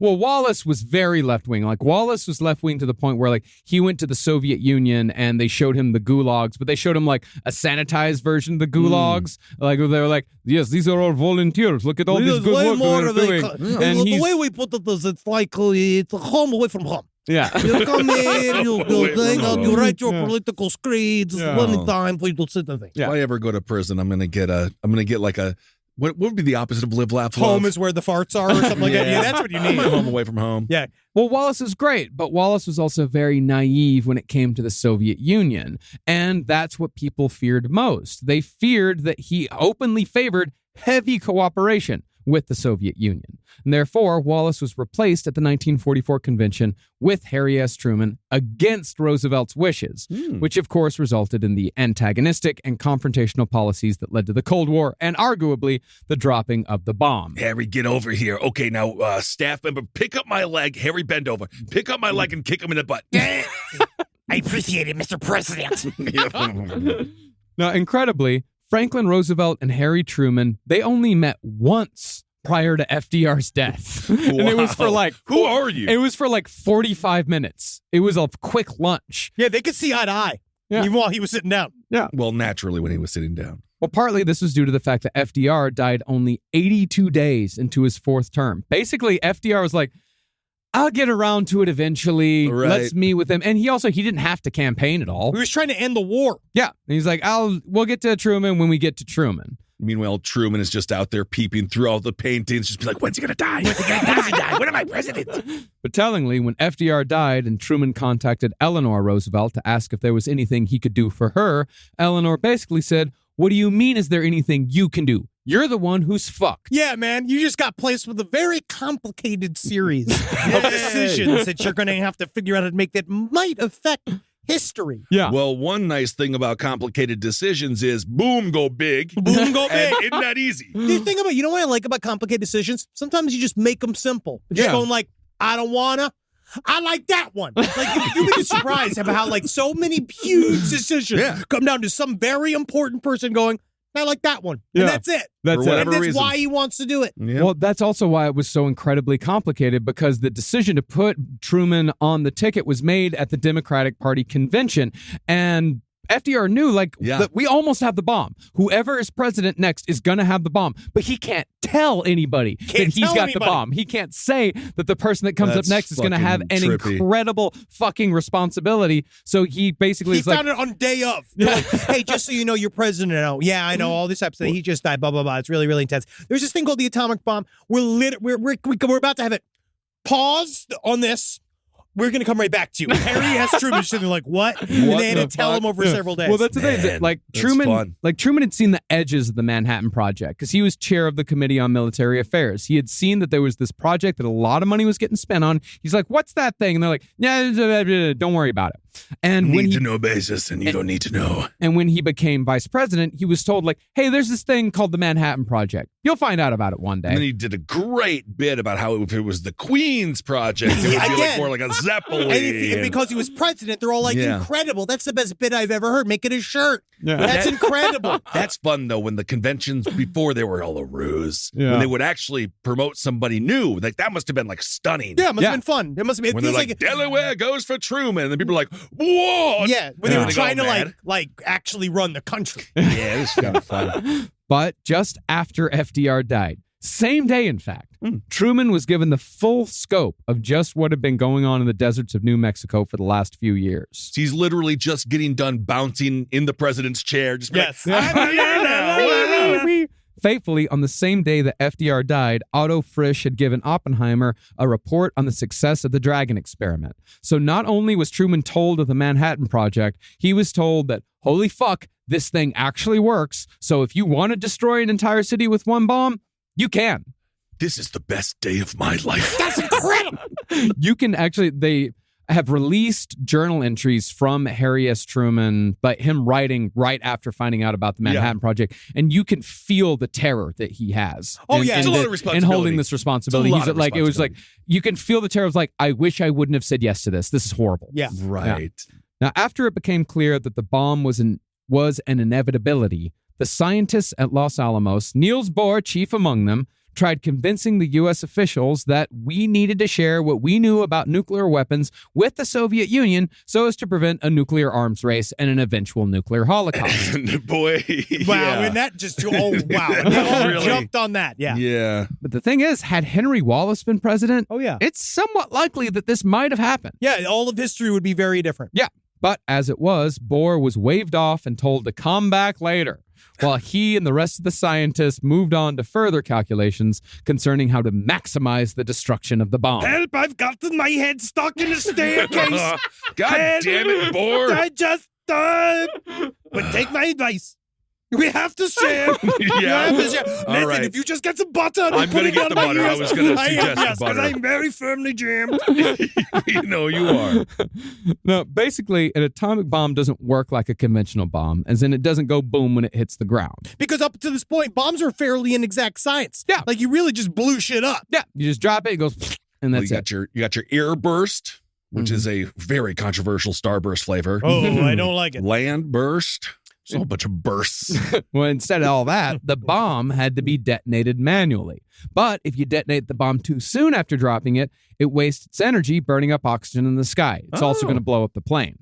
But you detonate it too low, and you only create a radioactive crater in the ground. And that just really, that just makes them die in like 5 years after a whole bunch of cancer. And you're wasting it. Well, what you wanted for maximum wow factor was to explode it at just the right height where the energy expended has a chance to travel as far out as possible and to send the resulting shockwave as far out as possible. This both vaporizes anything organic in the immediate blast, then it destroys anything in the shockwave radius. That And is again- the sonic boom, right? Oh, yeah. That's the sonic boom. Remember you're saying that in a scientist's cadence of how exciting this would be. And I mean, it is crazy. Because J. Robert Oppenheimer, for all of his, obviously his belief in human rights movements and all of the stuff that he worked on, there was this fascination. There was This- a giddiness. There was a giddiness of like, we wanted to not only work, but we wanted to work at its best. Yeah, it's the people that are creating AI right now. Yes. They're all like, this is going to be really bad. Let's get back to work. Let's get back to work. Well, we're not done yet. Now, when FDR died, Germany was all but beat, so we knew we wouldn't be using the bomb on European soil. And besides that, to put it in as blunt terms as possible, the idea of dropping the bomb on white people made everyone a little less gung-ho about using it. Man. There was definitely, that was a part of the factor Yeah. for certain. So when it came to where it would be dropped, America switched focus to the enemy that we'd spent 4 years dehumanizing completely, the Japanese, and research began to decide which city or cities might be the best target. Well, I'm this shit looking at you, Bugs Bunny. But it also happened outside of the president's purview. These things were already set in motion. The Manhattan Project was just rolling. Like, no one gave a fuck. No one tried to stop anything. And so while he was like, Truman started the philosophizing of what are we going to do with the bomb after and now and blah, blah, blah. They're already choosing targets and in the most like brutal way possible. Yeah. Now, in order for the bomb to have maximum psychological effect, General Groves wanted a city that was mostly military in nature, but had not already been bombed to shit, so as to show the full destructive potential of an atomic bomb. They wanted the show, nice. dude. That's nice. Eventually, it came down to the ancient imperial city of Kyoto or the mostly industrial city of Hiroshima. Kyoto was fortunately spared at the insistence of Secretary of War Henry Stimson. I like to vacation there during the summertime. Have you been there in the summer? It was kind of like that. It's actually a lot like that. He said it's a beautiful city. It's full of history. It would be a crime against humanity to destroy Kyoto. See? Art does save lives. It does. And I've been to Kyoto, and I'm Have very... you? Yeah. No shit. That's right. After Australia last time. Yeah. I went to Kyoto. It's gorgeous. It is an incredible city. I've never seen anything like it. You know, Were they scared of you when you came? When you arrived? It's been some time. Okay, good. No, not at all. The Good. people of Kyoto were actually wonderful. Yeah. Yeah. Okay. I want to go. I heard I'm too big. No, they'll all be like, ride the dragon. Oh, see look at him. He comes from the mountain. I'm going to be held captive and be forced to perform. So the Secretary of War, he nixes Kyoto. Okay. Hiroshima. It's too pretty. Hiroshima, on the other hand, was historically a military city. And in 1945, the Second General Army was stationed in Hiroshima for the defense of Western Japan. When it came to civilians, though, Hiroshima was also a center of education, second only to Tokyo. I mean, Americans are like, gives a fuck. Yeah, exactly. Blow that up. It's a lot of students. Oh. Nevertheless, Hiroshima became target number one. But right around that time, just weeks after FDR died, Adolf Hitler committed suicide. Swish, swish, quotation marks. I've seen some pictures of a man that looks just like him. in Argentina. And with that, the Western theater of the war came to a close. It's over. Europe's done. We It's did over. it. Yay! Hey, Nazis, you ain't so good anymore. But anymore. That's good. Wait, no, ever. Very good. Lost. That's excellent. No, I would have good. not. We saw the gleam in his eyes. You know what? Let's just move on. It's a numbers game. It is a numbers game. Also, I wish that they would have a little plaque for his burial. It's just underneath the goddamn Yeah, it's underneath that. the parking lot. No, It's there is a Now bit they finally put. Did they put a plaque there? Well, it's not a plaque. It's more of an info card. Yes, because Yeah. people I were saw going when on we a were in Berlin. They were trying not to promote the site get of it, where his dead body was, but then eventually, so many people just go. They just put up a sign. Yeah, it's just a little info, and it shows you a diagram of the bunker. But it's like low income housing, which has got to be extremely depressing as you just drive past me and like the site of Hitler's suicide. Yeah. Like each It day is- you come back with milk. You guys were the ones in Dallas stopping traffic, pretending you were getting shot in the head like It JFK. was kind of fun. Oh, but right adjacent to the Hitler suicide spot is a beautiful Holocaust memorial. It is. It's absolutely gorgeous. Oh yeah, I walked that. Yeah. I walked through that. But even though the Germans had been the impetus for the Manhattan Project, their defeat hastened the speed of the bomb's construction even more. The motivation for this was both entirely understandable and extremely human. See, the American people were quite simply done with war. While it was super cool that Hitler was dead. Don't get me wrong. That's fucking it's awesome. cool, guy. I'm just done with this season of war. I'm done. I'm done with the show. Can we get a new Can we cast? just wrap this up? Yeah. Please. Well, the American people were being told over and over and over again that it was going to take no less than 1 million lives over the course of a few years to fully defeat Japan because of the tenacity displayed in places like Iwo Jima and Okinawa. So we're already selling this to the people. We're selling Right. it very, very hard to the American people. I really hope this season's final episode just has a big conclusion and we can just end it. Just Mhm. an explosive ending. Yeah, like a Yeah. Michael Bay like ending. Well, I mean, and they're selling it at both ends. You know, they're selling it in a way where like they've spent 4 years turning the Japanese into monsters, Yes. like absolute fucking demons. But they're also trying to hit it from a humanitarian angle of like, well, if we bomb Japan, then we're actually going to be saving lives. Oh yeah, what was the thing? It's like, do you saving want? Japanese lives. They said, do you want us to kill Japanese people or do you want American people to die? That is kind of the crux that they put against them. Yeah. And it was also, do you want us to kill 1 million Japanese people in bombing, or do you want us to kill 5 million Japanese people in hand-to-hand combat? Right. So let's just get it done. That's the strategy there. I say we just get them fat. Yeah. Yeah. That's what we should have said, cornmeal. Yeah. Oh my God, yeah. Sugar substitutes. Let's talk about that. High glucose. The real corn weapon. syrup. The real atomic really weapon. is. The hidden sugars in our food. They are killing us, and there's no reason why we should eat different chocolate than they do in Europe. No. There's no reason why all of our candy sucks. No, it does. Oh, no. I'm upset with the sugar. The European stuff is incredible. But there was also... Thanks, Chuck fucking Grassley, who's still not dead. But there was also another human reason to finish work on the bomb, although this one was far less emotional. The Secretary of State put it simply: we spent $2 billion on this goddamn bomb, and Congress is going to want to see a big goddamn boom. Oh, yeah. This is like when you show up to Disney World and it's raining and you got tickets and you're like, we're going in. Yeah. I spent $2,500. We're going to have fucking fun. Okay, we're going to have We're fun. smiling. Is your We're ice cream blowing wet? shit up. Your ice cream's wet? Yeah. Why don't you eat that ice cream? Well, to that point, Robert Oppenheimer himself had interestingly come to the belief that the atomic bomb was, in his words, shit. He said that was an exact quote. The atomic bomb is shit because it had no military use beyond creating a very big bang that killed a lot of people all at once. I mean, shit, maybe if the night before you eat a bunch of Taco Bell. And here's like how this shithead who wrote the book that's saying that the Hiroshima bombings didn't happen. This is how he used that was another reason why the bombings didn't happen. The man had devoted years of his life and his entire professional reputation to the project. How could he say it was shit? How could he doubt its military value? If he thought super weapons were shit, why sign on the project in the first place? Or if he really believed it was a super weapon that could never be used, surely a brain of his stature would grasp that even if never used, such an object would be of huge military value in the larger strategic sense of intimidation, deterrence, etc. If it were never used, so much better. But we have it directly from arguably the greatest military mind of all time, that it was shit. All right, and that book written by Casey Anthony.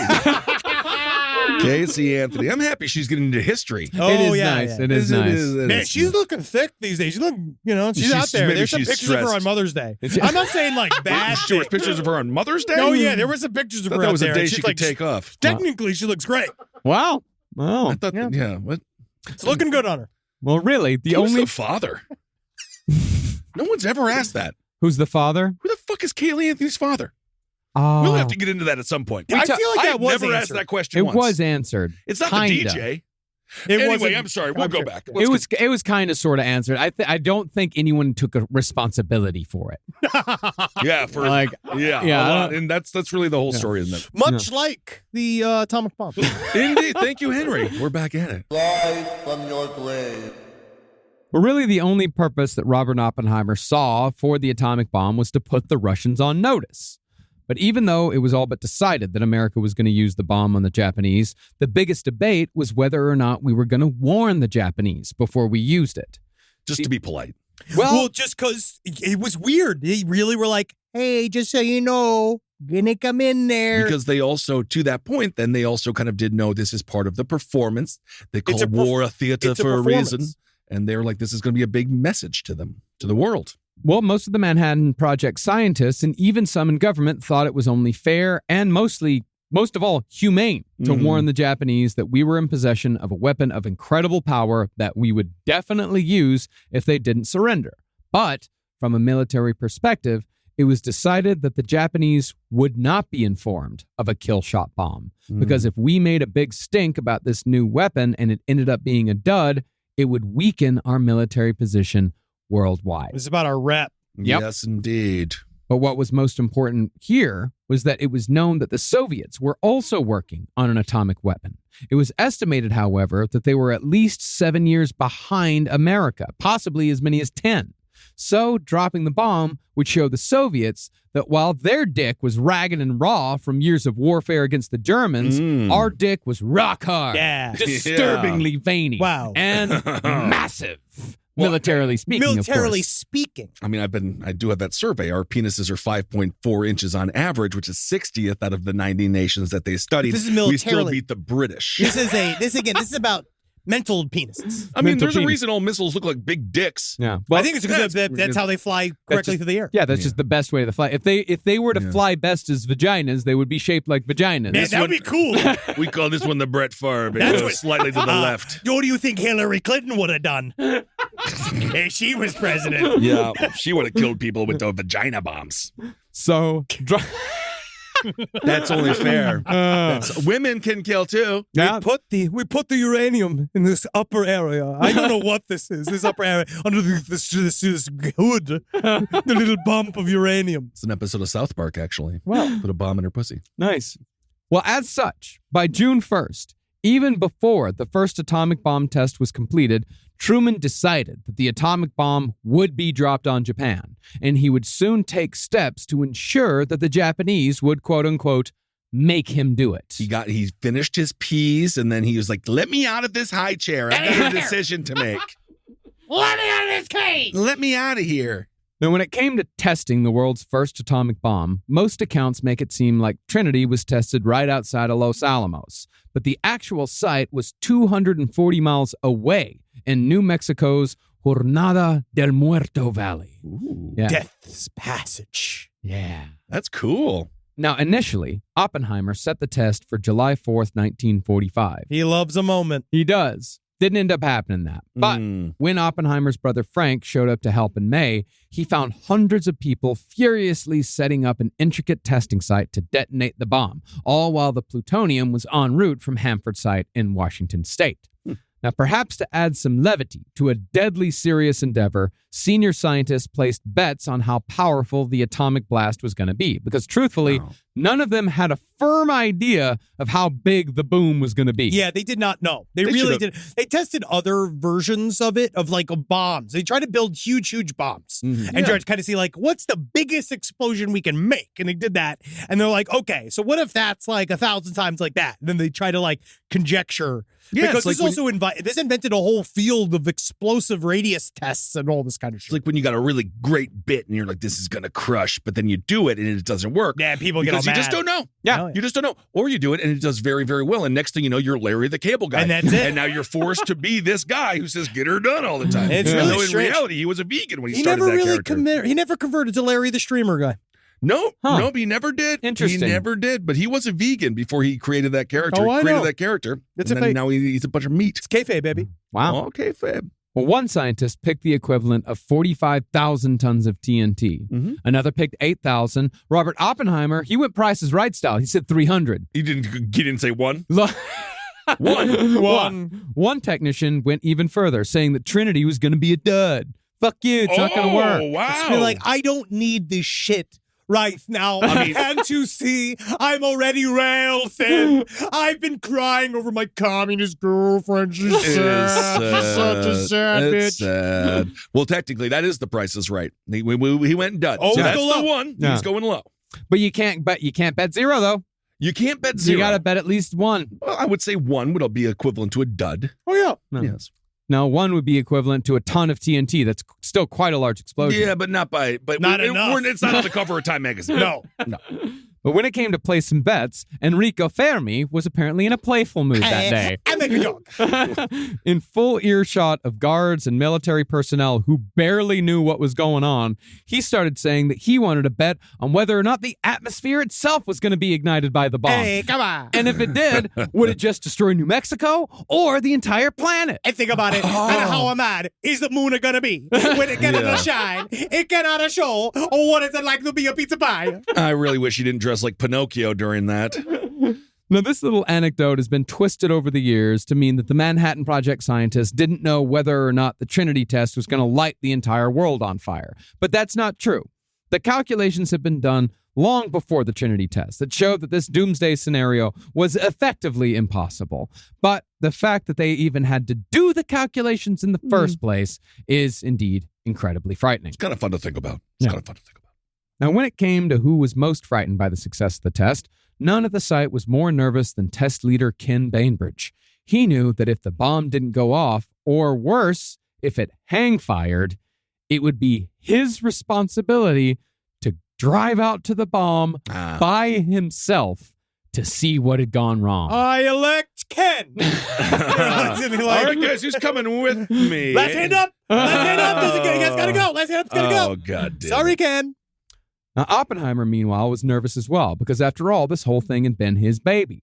In the weeks leading up to the test, he'd been reading verses from a Hindu scripture called the Bhagavad Gita, which Oppenheimer had been using since college as a sort of calm-down text. I've never been able to say that word. Bhagavad Gita. Bhagavad Gita. Bhagavad Gita. It's a very important book, though. Yeah. But once the kinks were worked out with the bomb and it seemed as if all was well, Oppenheimer's demeanor changed. There was a small delay because of weather, but when General Groves asked Oppenheimer if the weather was going to hold out for the Trinity test, Oppenheimer said, quote, The weather is whimsical. No, it's not whimsical. The weather is fucking brutal. It's like rabbits can Whimsical. talk. No, it's No, the perfect dust time. storms that happen in Texas, whimsical. I had a little creature told me to go and kiss my girlfriend. It's time. Oppenheimer. It's time. You know, there's going to be a movie about you. Really? Yeah. I hope it's a musical.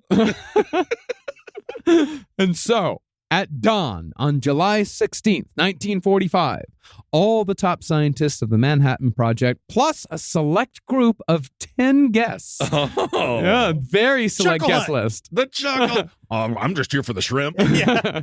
They huddled in trenches that were anywhere between 5 and 20 miles from ground zero. The Trinity bomb, still known as the Gadget, was sitting atop a tower to maximize the blast radius. Then, at 5:25 a.m., the countdown started. All present were told to lie down on the desert sand and turn their faces away while burying their heads in their arms. Yeah, head down, ass up. That's Like how the you're way I like supposed to the take that bomb. Yeah. Some That is complied, but most didn't. Some just put on sunscreen. Did they not have they not read the parable of Sodom and Gomorrah? Richard Feynman just sat behind a fucking windshield. That is funny. Yeah, he's crazy. He's just hanging out. Yeah, I don't care. Finally, though, at There's 5... just one guy going to light a cigarette on it. Yeah, it's going to be fun as hell. It'd be great. Then he's just a flaming skeleton being like, my calculations were off. And the cigarette didn't light.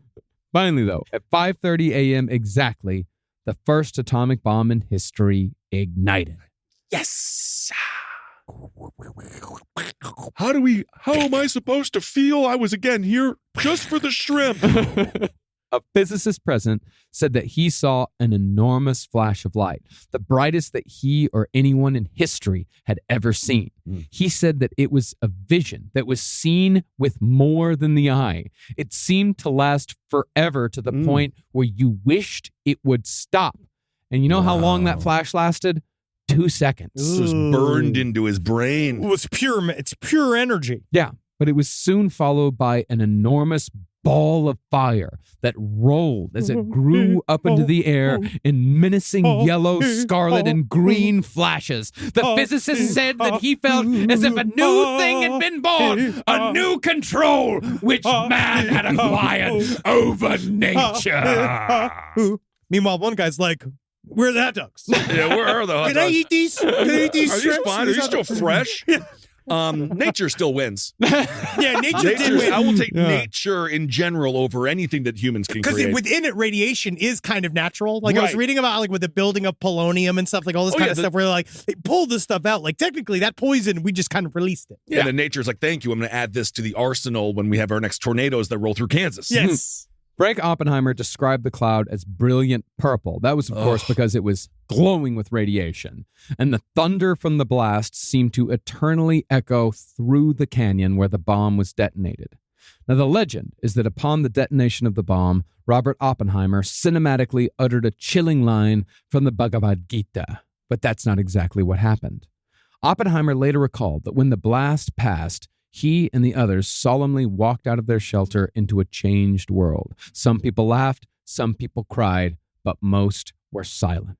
As for Oppenheimer himself, he said he remembered a line from the Bhagavad Gita, in which the Hindu god Vishnu is trying to persuade a prince that he should do his duty.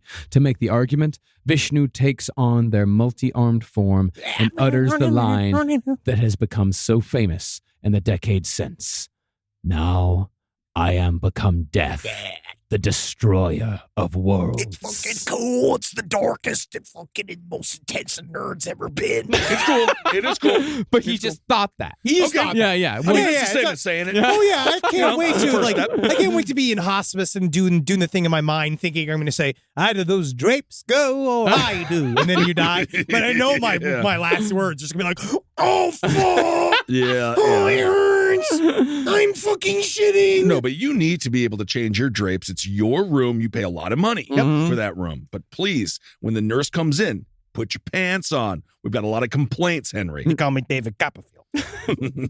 Well, as Oppenheimer put it, all those present at the Trinity test thought something like the I am become death in one way or another. Sure. It sounds like they did. So yeah. Heavy situation. Right. As far as what he actually said, from what Oppenheimer's brother remembered, Oppenheimer's first words were he just said, "It worked." It works. It works. That's it. That was good. However, while Oppenheimer painted himself as a solemn individual contemplating his place in human history, a physicist named Isidore Rabi remembered that when Oppenheimer returned to the Los Alamos lab, he was strutting around like it was the end of high noon. Yeah, They did somebody's the big swinging dick in this fucking room.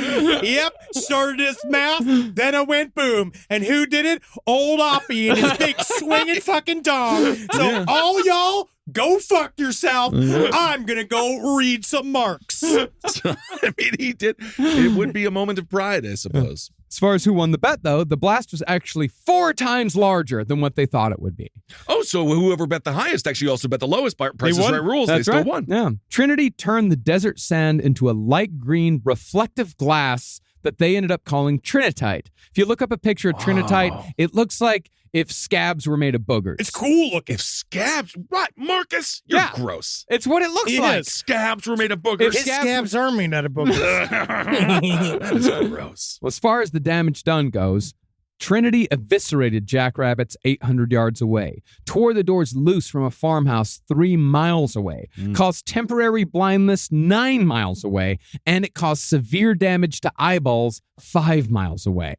At 1,000 yards, pine boards set up to test destructive power were completely charred. And at even 1,500 yards, exposed surfaces heated almost instantly to 750 degrees Fahrenheit. In other words, the scientists knew exactly what dropping an atomic bomb in the middle of a city was going to do immediately. It's going to lead to a victory.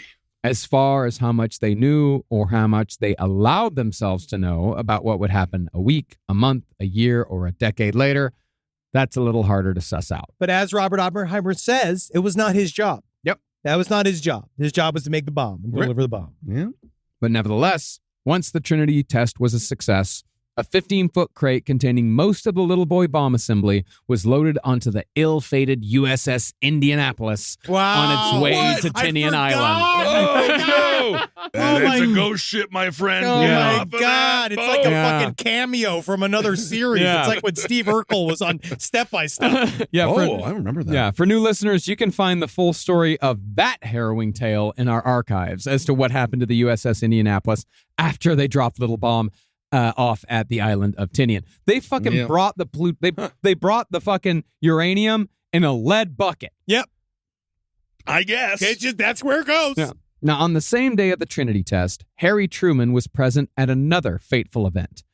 He, Churchill, and Stalin were attending the Potsdam Conference to decide what was to be done with Germany now that the war in Europe was over. Do we tickle them? Should we just tickle her feet? I was thinking about, I just want to take pictures of all their feet, obviously, first Yeah, of all. of course. And then I obviously. want to see, honestly, I want to see him pull taffy. Better idea. Why don't we just give them bunches and bunches of money so they can kind of rebuild? I think we're going to have to. Perfect. Yeah. It was called the Marshall Plan. What a way to punish somebody for trying to take over the world. Well, actually, if you want to know more about all that, our next series in No Dogs in Space is going to go way into what happened to Germany after the war and the Marshall Plan and all that shit and how it essentially created electronic We're music. just going to eventually completely cover every decade, aren't we? We're just going to eventually grow. The network as a whole. By the time we're done with this shit, we will have covered the entirety of human history. I think so. At the very least, we'll have covered the entirety of the 20th century. But for the purposes of this story, Potsdam was also a meeting to decide how the Allies were going to finish off Japan. Now, by this point in the war, Japan was standing alone. Italy had long since been finished off, and Hitler's corpse was either ashes in a ditch or secreted away to some Soviet meat locker. Certainly not in Uruguay. Argentina. But either way, Japan had no allies, and to put it simply, everyone around them, they were pretty pissed off. Yeah, I think everyone was frustrated. Mad. China was a little miffed about the whole rape of Nanking thing I'd and be. everything that went along with it. Korea hadn't been too happy about all that enslavement business. Hey, that's some of the worst business you can get involved It in is outside of the horrible. restaurant business. Yeah. Extremely Well, vulnerable. oftentimes they go hand in hand. Russia was ready to invade along with America, and since Japan had been the aggressors in this war, they had no moral standing internationally. No one was helping out Japan.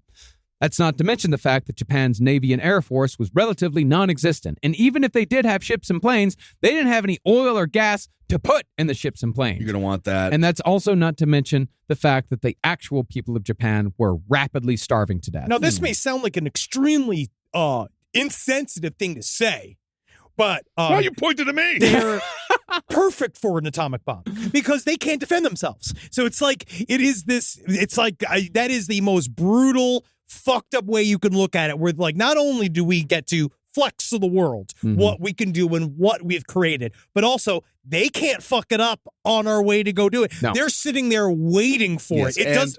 You've been playing a lot of Civ 6. Oh, yeah. When you finally get to the atomic era in Civ 6, and you really do, because then that's what I do. I save it. I always kind of I've destroyed a bunch of other countries around me. Sure. And I always kind of know that there's a smaller country that I need to go wipe out of my way to a domination victory. Yeah. And by that point, I'm leagues ahead of them. Like it kind of course. varies. And then you really like, and I feel myself. I remember getting a little snack and I re-pour my drink. I put the atomic weapon on the plane. I fly it over. It's really like fun. a fun Classy. afternoon, you know? Yeah, really. It's really fun. What I like to do is play Civ 6 as the Japanese and then have them drop the atomic bomb. Oh, yeah. It's much better to do it. Like, it's fun to change things. Yeah, it is. It was a very racist policy. Oh, yeah. It's not good. It's very It's not awful. good. It's It's fucking awful. awful, It's yeah. It's one of the worst crimes of humankind. Yeah. Additionally, contrary to popular belief, Secretary of War Henry Stimson knew that Japan was not a country of mad fanatics willing to fight to the last man, woman, and child. He openly said that they were an extremely intelligent people whose transition from an isolated country to a world power in just a few decades had been astonishing, even if that transition had been at times horrifically bloody and brutal. Therefore, Stimson concluded that when it came to surrender terms, America should first warn Japan that a horrific bomb attack worse than even the firebombing of Tokyo was in the cards if they chose not to surrender. But if they did surrender, Stimson suggested very strongly that they should be given the option of keeping a constitutional monarchy, much like England. Now, this was going to be an issue, especially with sticking Harry S. point. Truman. Yes. Now, this was the basic equivalent of an unconditional surrender, because at the end of the day, who really gives a shit if the emperor is quote unquote in charge? Does it really fucking matter if Queen Elizabeth is in charge or if King Charles is in charge? Nothing changed. No, Does the to only them. person I want is the Charles in charge from television.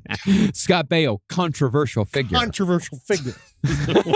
Problematic man. I Very don't know enough problematic about man. him. I He's- haven't thought about him in a long time. But in the end, it's really all symbolic.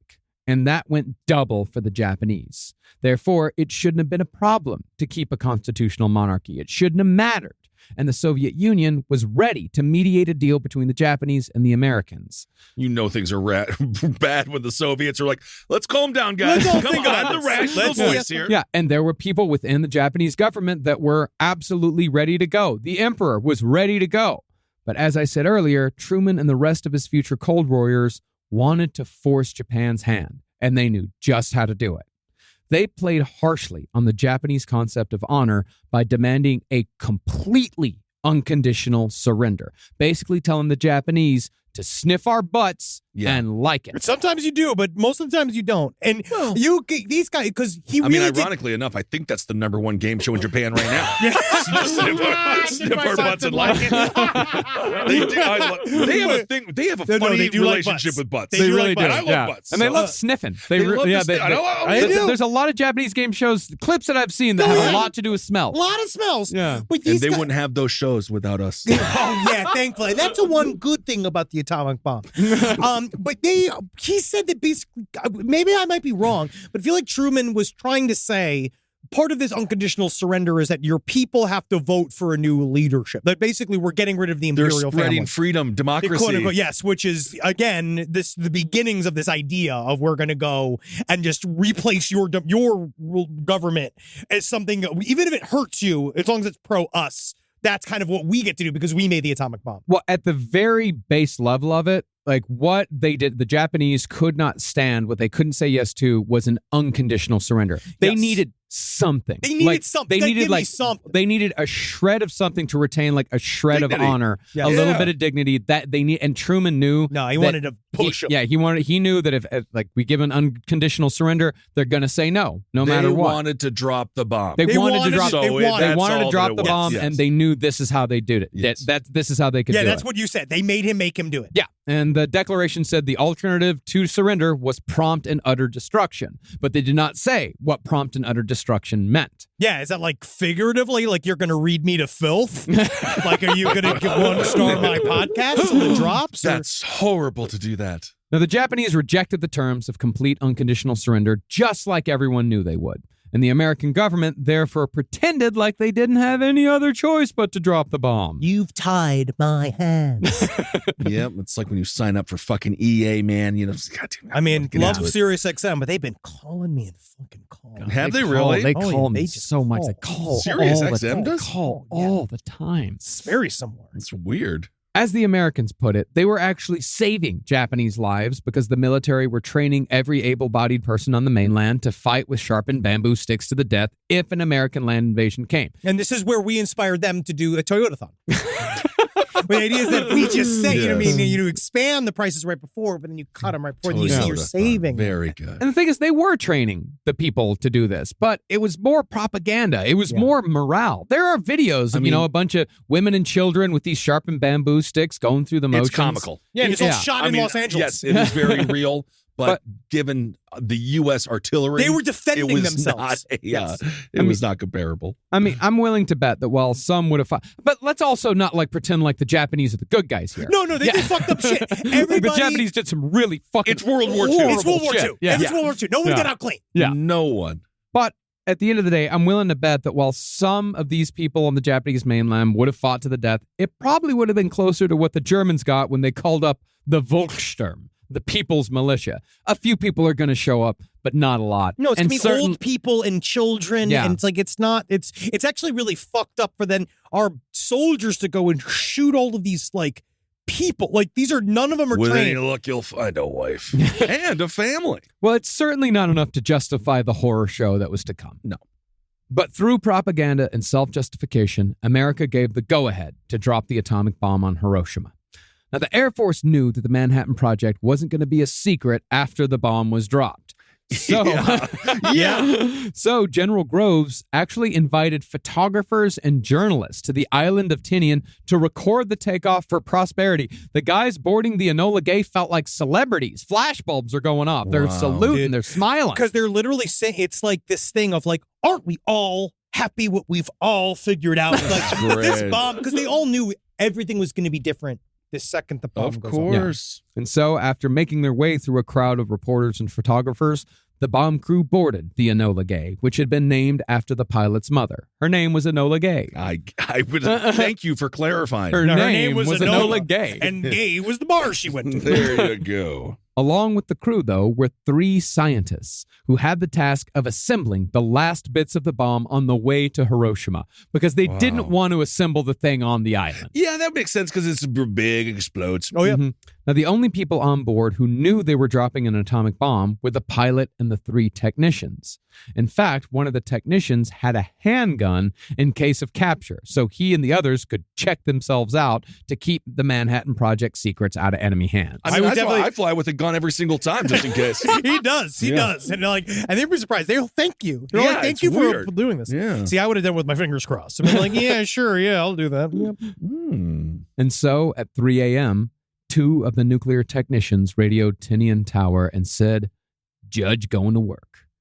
That signaled that the assembly of the bomb was underway in the bomb bay, thousands of feet above the Pacific Ocean. It took 11 steps to assemble the bomb, but as one technician put it, only a suicidal maniac would have made the assembly dangerous. That being said, that same technician was indeed handling explosive gunpowder right next to a nuclear weapon. Well, It if you was can just survive, made. Because you remember, this bomb's brand new. Yeah. So they are just assembling it all together for the very first time on its way to go drop it. and if you can get through that with your partner, maybe you guys have a chance. You can just even Maybe honestly, you have a chance. Natalie and I were talking. We went through a dip, and we were like, how do we come together? Get And IKEA furniture. what we did was that we just put together this a sample atomic bomb in our home. Yeah. And it's really, honestly, it's incredible, the bonding. Rough patch over. Rough patch over, Done. and our neighbors are afraid. That's great because And now we've just been fucking right on their front lawns. Well, that's And just good. showing them, because I was like, you could The stiff power of my the butt bomb. and you can like it. Yeah. Yeah. Oh, wow. Well, by 6 a.m., the Enola Gay flew over Iwo Jima and was joined from that airfield by 2 more aircraft who are working as observation and instrument readers. Just mean their calculations. An hour and a half later, Little Boy was armed. Tibbets climbed to bomb altitude and leveled off at 32,700 feet, going only by sight because none of them were allowed to bring maps.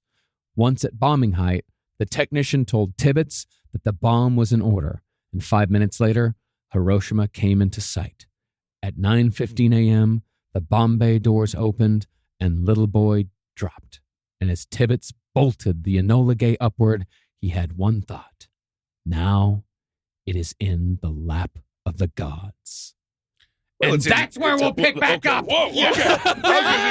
For part 5 of our series on the Manhattan Project. Wow. Well, God, if he was out there, could have grabbed it. That's but that's, not Chicago night. All right. You can really, man. Woo! It is just a fucking. I can't believe we're here. Next week, we're going to get to the day of Hiroshima, Nagasaki, what kind of happened afterwards. And we're going to put this. We're putting this. We're shipping out. Yeah. This is the end of the Manhattan Project next week. I can't believe how far we come. Maybe. Maybe the end. Oh, God. All right. Well, you know what? Let's just do. We're just gonna have to see because Oh, I God, got Marcus, I can't. He wants to get into shovels. I've just been reading See, now, so much. because now after the bomb, then they're going to have to shovel. But that's the I thing, know. Henry. He's Now gonna- you can move on from the bomb itself. Oppenheimer's done, man. He's out of the picture. His story's over with. Now you can get to the sloughing. I know. Now you can be. I think we can just end it after that. Now you- Sloughing magazine is so hard to find. Well, Yeah, I mean, and now the you way they can- take pictures of those sloths without their consent. Now you can get to the big dripping black dog that the kids thought was a dog, but it was really their mom. I now know. you can Ugh, get. can't Now you can wait. get to the people melting as they were falling into the river. Now you can get into the goopy river. Finally, for my pool reading. You can get Yeah. into what is quite possibly the most horrific week that mankind has ever witnessed. It's gonna get fucking rough. people. Hey, man, were you there when James Corden got his show?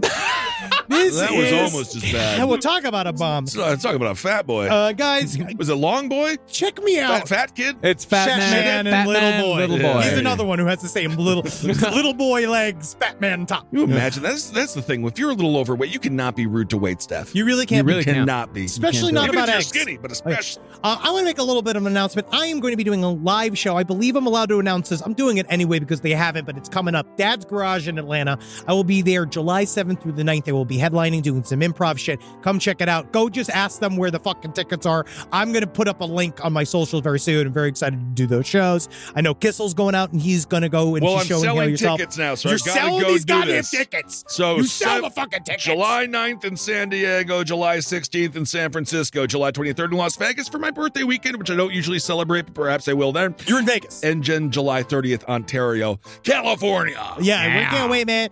Can't wait to do some bullshit. Come on out. And then we're going to be doing, and then Henry and I are going to be going to do something as well. Yeah, we got that we will shit. tell We're you gonna- about in the Yeah, future. We got to get that going. We're going to get that going. But guys, wow, good work. Oh, thank you. Great job, Marcus. Same for all. Yeah. All right, everyone. Thank you all so much for listening. Hail yourselves. Hail Satanist. Aggie. More constellations. Hail me. Never drop another bomb. No need to drop another bomb. No, Don't you- drop a bomb. No, man. Instead of dropping bombs, you need to drop sandwiches. You need to drop love. You need to drop hugs. Oh, drop hugs. would be I like good. that. Hug patrols coming through. It's the worst. It's always just drop. bomb you, but instead we've come to hug. No. Just pop me. Drop some turds. Stay regular. Yeah, Oh, take a shit instead. that's a good call. This show is made possible by listeners like you. Thanks to our ad sponsors. You can support our shows by supporting them. For more shows like the one you just listened to, go to lastpodcastnetwork.com.